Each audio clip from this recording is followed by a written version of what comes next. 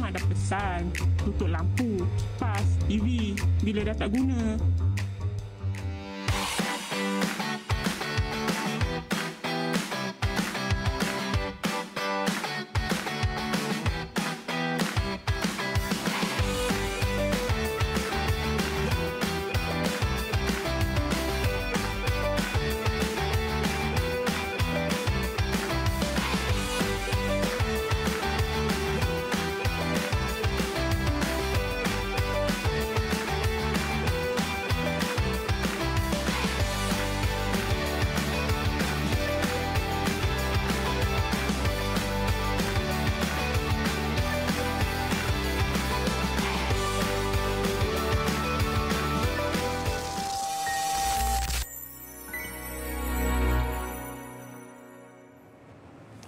Baik, kita kembali lagi dalam Assalamualaikum. Teruskan pagi ini, insya-Allah satu perkongsian, satu penerangan dan juga satu pencerahan berkaitan dengan tenaga. Sekarang ni memanglah kita lihat kepada bil elektrik kita, memang ada perbezaan dengan sebelum-sebelum ni berkaitan dengan tarif dan sebagainya. Tapi sejauh mana ia memberi impak dan juga sejauh mana kita cerah ataupun kita jelas dengan penggunaan seharian kita, kesannya dalam kehidupan seharian kita. InsyaAllah kita akan bersama dengan lebih lanjut untuk memahami situasi ini. Bersama dengan kita selaku Timbalan Pengarah Unit Operasi dan Konservasi Tenaga Jabatan Kecekapan dan Konservasi Tenaga Suruhanjaya Tenaga. InsyaAllah kita bersama dengan Tuan Ahmad Firdaus Kamarazaman. InsyaAllah. Assalamualaikum. Waalaikumsalam. Alhamdulillah. Terima kasih bersama dengan kami. Kita nak kongsikan berkaitan dengan tenaga ni, dengan topik yang kita bawakan pagi ini, lebih cekap tenaga, lebih jimat kita. Mungkin secara penjelasan ataupun kita punya pembuka bicara kita pada pagi ini, insyaAllah kita nak Tuan kongsikan kepada kami berkaitan dengan fungsi dan juga peranan Suruhanjaya Tenaga ni sebenarnya. Okey, boleh. Suruhanjaya Tenaga ni, atau dikenal kita nama pendeknya ST. ST, okey. Kita dah beroperasi lebih 2 dekad sebenarnya. Bermula pada Januari 2002. Jadi di bawah Suruhanjaya Tenaga ni, kita kawal selia 2 sektor utama, iaitu sektor pembekalan elektrik dan juga sektor pipe, gas berpipe, di Semenanjung dan Labuan lah. Jadi kita ada 3 akta yang kita kawal selia. Yang pertama, Akta Bekalan Elektrik 1990, Akta Bekalan Gas 1993, dan yang terbaru, kita baru kuat kuasa Januari tahun ini, Akta Kecekapan dan Konservasi Tenaga. Jadi 3 fungsi utama ST ini kita kawal selia dari segi ekonomi, sebagai contoh pendapatan tarif, kawal selia dari segi teknikal dan juga keselamatan.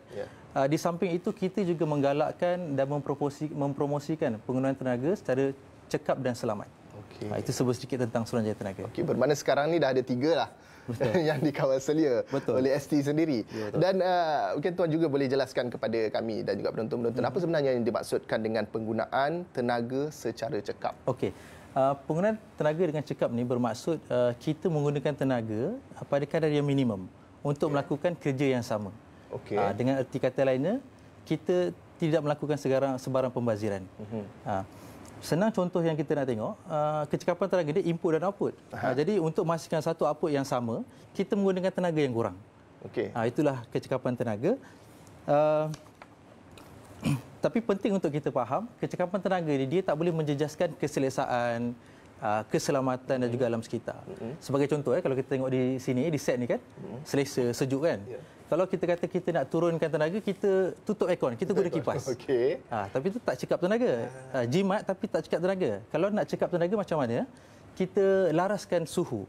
Kita tetapkan suhu kepada suhu 24 darjah Celsius.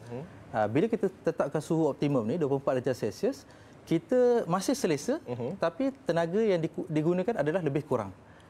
So senang nak cerita macam itulah. Sama input, menggunakan tenaga yang kurang, input yang kurang. Itu sebut sikit tentang definisi kecekapan tenaga. Penggunaan tenaga secara cekap. Betul. Bermakna hasil yang sama, kita masih lagi menggunakan ataupun menggunakan tenaga yang sama, cuma dia berkurang betul. Hasil yang sama. Hasil yang sama, betul. Baik. Bagaimana pula dengan kalau di sini kita lihat ada medium dan high cost measure. Itu apa maksudnya? Sebelum kita pergi ke medium dan high cost measures, mungkin saya highlightkan dulu no cost measures. apa yang kita boleh lakukan bila kita nak mengurangkan penggunaan tenaga, kita buat yang no cost measures dulu. No cost measures ni maksudnya no cost, tak ada kos langsung. Okey. Macam mana tu? Kita boleh no cost measure ni merujuk kepada kita punya tingkah laku seharian. Kita punya behavior. Kita tukar cara behavior kita dan kita boleh menjimatkan tenaga walaupun tak ada kos. Tetapi penjimatan yang terhasil 5 hingga 10%, agak banyak. Sebagai contoh nak mudah bila kita tak guna Swiss, peralatan elektrik, kita matikan Swiss. Betul. Dan peralatan elektrik tu kita jangan biarkan dalam mod sedia, standby mode. Sebenarnya mod sedia ni dia masih menggunakan elektrik. Betul, masih menggunakan elektrik. Suruhanjaya Tenaga juga kita ada buat kempen pesan mak. Kita billboard pesan mak, dia kata itu mak dah kata tutup Swiss, tutup lampu, tutup kipas bila tak digunakan. Di samping itu, apa lagi langkah-langkah yang tiada kos ni? Contohnya kita laraskan macam tadi, suhu kepada 24 darjah Celsius. Bila kita guna aircon, kita pastikan tingkap dan pintu ditutup rapat supaya udara sejuk tu tak keluar. Kalau udara sejuk ni keluar, aircon tu dia kena guna lebih tenaga nak sejukkan semula bilik tu. Ada banyak lagi. Kita gunakan pencahayaan dan pengudaraan semula jadi. Kita pastikan peralatan elektrik bersih, dalam keadaan bersih daripada habuk dan kotoran. Contoh mudah, kalau tengok kipas kat rumah kita lah. Bila kita lama tak cuci, dia punya pusing pun dah perlahan, angin pun tak kuat kan. Sama juga macam aircon. Bila kita lama tak servis, habuk tu dah banyak. Jadi aircon tu kena bekerja keras, lebih tenaga untuk menyejukkan bilik itulah. Itu antara langkah-langkah yang tanpa kos tapi pasti akan mengurangkan penggunaan tenaga kita. Kalau saya boleh bawa contoh sini, mungkin boleh betulkan saya kalau silap. Macam lampu di rumah kita, lampu yang panjang tu kan, bentang tu. Kalau kita tukar kepada lampu LED sekarang ni, adakah ia berbeza? Betul, tepat sekali. Itu yang kita masuk yang next ni. Small, medium ataupun high cost measures. Untuk yang next ni, dia ada cost. Tetapi sama ada small, medium ataupun high. Maknanya ada sedikit pelaburan. Kita kena keluar kos sikit lah. Macam tadi tak ada kos langsung kan. Tapi walaupun ada pelaburan, penjimatan tu actually lebih tinggi. Boleh mencecah 20 hingga 40%. Kita ambil contoh ringkas lah. Macam Ola kata tadi kan, yang lampu tu kan. Betul. Lampu panjang kalau tengok kat rumah tu, dia kuasa yang digunakan 40 watt. Kalau kita tukar kepada lampu LED, lampu yang sama, saiz yang sama, dia 18 watt kuasa dia. Dari situ, betul. Dari situ pun dah ada 55% penjimatan satu lampu. Kalau ada rumah 10 lampu, 20 lampu, penjimatan tu lebih. Betul. Dan satu lagi, Suruhanjaya Tenaga ST ni kita menggalakkan pengguna untuk beli peralatan elektrik yang cekap tenaga. Kalau kita tengok bintang-bintang lah, kita perasan kan? Ada bintang kan? Ada 4 dan 5 bintang. Walaupun kos dia agak tinggi, kalau kita compare peralatan yang 4 dengan 5 bintang dengan biasa, memang harga dia agak tinggi. Tapi kita kena ambil kos keseluruhan. Kos modal kita beli peralatan elektrik tu dan juga kos elektrik yang digunakan. Bila kita campur, sebenarnya peralatan yang 4 dengan 5 bintang ni dia lebih menjimatkan untuk jangka masa yang panjang lah. Macam kita beli aircon petak kita tak beli setahun sekali kan. 10 tahun kita pakai, 8 tahun kan. Jadi penjimatannya adalah lebih tinggi. Okey. Bermaksud misal kata kalau ada peralatan rumah yang kita tak pakai, mungkin yang besar lah sebagai contoh mesin basuh lah. Mesin basuh kalau kan dah mood tu dah off kan. Tapi selagi mana kita tak padam Swiss dia akan Kalau lampu tu masih menyala, ada kan bila ada lampu sikit menyala kan, macam Swiss kan ada lampu menyala, maknanya ada arus elektrik. Jadi maknanya ada penggunaan di situ. Macam kita selalu decoder, TV walaupun apa kita semua. tak on betul. Ya, betul. Okey. Baik, kalau kita nak lihat kan, ada di sini difahamkan ada kenyataan yang dikeluarkan oleh ST pada Jumaat lepas. Ada lebih 23.6 juta ni pengguna domestik Semenanjung akan menikmati kadar tarif elektrik yang lebih adil. Ni nak tahu dengan lebih lanjut ni, boleh tuan huraikan kepada kami ni siapa sebenarnya yang lebih 23.6 juta ni dan sebab apa ia dikatakan lebih adil? Lebih adil okey. Kita baru dengar pengumuman minggu lepas struktur tarif baharu ni sebenarnya dia menggalakkan amalan kecekapan tenaga lah. Untuk menggalak kita lebih cekap tenaga. Dalam struktur tarif baharu tu dia ada memperkenalkan insentif cekap tenaga. Sebelum ni tak ada. Sebelum ni tak ada. Sekarang baru ada insentif cekap tenaga.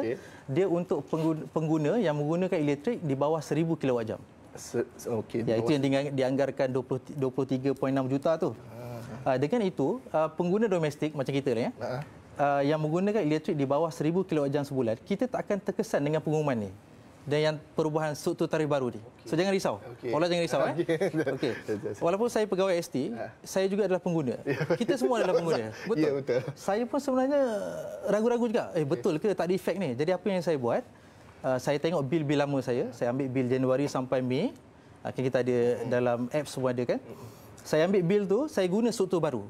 Bila saya kira, memang tidak terkesan sebenarnya. Malahan ada penjimatan, ada pengurangan 2 ke 3 ringgit. Itu saya dah cuba. So tuan-puan pun saya sarankan kalau ada yang masih macam kita ni bil kita akan naik ke, masih tertanya-tanya, boleh cuba gunakan kalkulator tarif elektrik tu. Cuba kira dan kita akan nampak kesan dia. Saya cuba juga untuk rumah mak saya, rumah mentua saya. So far dia tak terkesan, plus minus, very small. Itu saya sarankan tuan-tuan boleh cuba gunakan dan boleh start fikir amalan kecekapan tenaga apa yang kita nak buat supaya kita terjatuh dalam golongan yang 1000 kWh ke bawah ni dan kita dapat insentif. Saya antara yang termasuklah. Penerima insentif itulah. Penerima insentif. Baik, bermakna kita boleh track baliklah. Boleh track baliklah kita punya. Tapi cara dia bagaimana? Misal kata kalau mereka di luar sana tu nak mendapatkan balik macam bil-bil yang terdahulu ke ataupun mereka nak mengadakan perbandingan ke, bagaimana? Ada tak cara-caranya? Ada sebenarnya. Salah satu kalau kita masih menerima bil yang hard copy tu kita boleh tengok balik lah.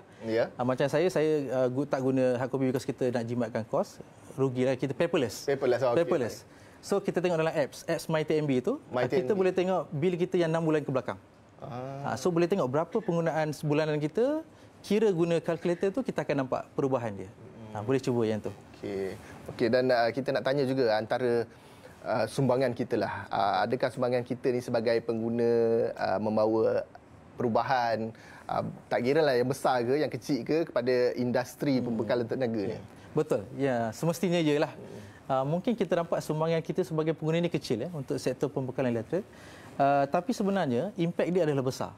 Amalan kecekapan tenaga ni, apa yang dia buat ialah bila dia akan mengawal demand kita, permintaan tenaga. Jadi bila kita semua mengamalkan amalan kecekapan tenaga ni, kita boleh kurangkan permintaan tenaga. Bila permintaan tenaga kurang, kita boleh menjana kurang tenaga. Maksudnya kita punya power plant tu yang generate electricity ni, dia boleh menjana kurang. Dari situ kita dah jimatkan kos untuk membekalkan tenaga. Itu kita tengok dari segi negara lah. Macam saya mention tadi, yang insentif cekap tenaga tu, bukan setakat kita boleh menjimatkan pembekalan tenaga negara, kita juga boleh menjimatkan penggunaan kita sendirilah, bil elektrik kita sendiri. Betul. Jangan ingat kita punya contribution terlalu kecil, sebenarnya tak. Sebenarnya besar sebenarnya. Okey. Dan ada tak kesan-kesan panjang, misal kata kalau kita masih lagi menggunakan kita punya orang kata apa, penggunaan seharian kita lah, benda yang sama, kalau kita tak ubah ke, ada kesan panjang? Itulah kita takut ada impak. Kita tengok cuaca sekarang pun semakin tinggi kan, cuaca suhu makin panas. Kalau kita tak ubah perubahan kita, akan ada peningkatan lah nanti kepada penggunaan tenaga elektrik kita. Jadi seeloknya kita kena buat sesuatu lah. Apa yang kita boleh. Inilah sumbangan kita. Dunia ni kita actually pinjaman. Kita mewarisi daripada anak cucu kita. Itu jangka panjang dia lah. Kalau kita tak jaga dari sekarang, so macam mana nasib anak cucu kita nantilah. Mana kita pinjam je sebenarnya. Baik, mungkin ada masa yang berbaki ni kita nak tanyakan, misal kata kalau penonton-penonton ataupun masyarakat luar sana tak mendapatkan maklumat dengan lebih lanjut berkaitan dengan penggunaan tenaga ke dan sebagainya ke, ada pesanan-pesanan yang boleh disampaikan kepada mereka di luar sana? Ada, boleh. Sesungguhnya titik permulaan kecekapan tenaga ni dia bermula pada diri kita sendiri. Bermula pada diri kita. Setiap apa yang kita laku ada dia punya hasil dan impak je. Jadi untuk tip-tip penjimatan tenaga yang lain, tuan-puan boleh melayari laman sesawang dan sosial media kami.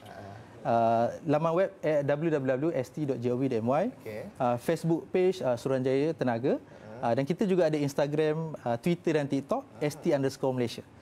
Selain daripada itu, Suruhanjaya Tenaga juga ada menjadikan buklet panduan untuk menggunakan tenaga dengan cekap.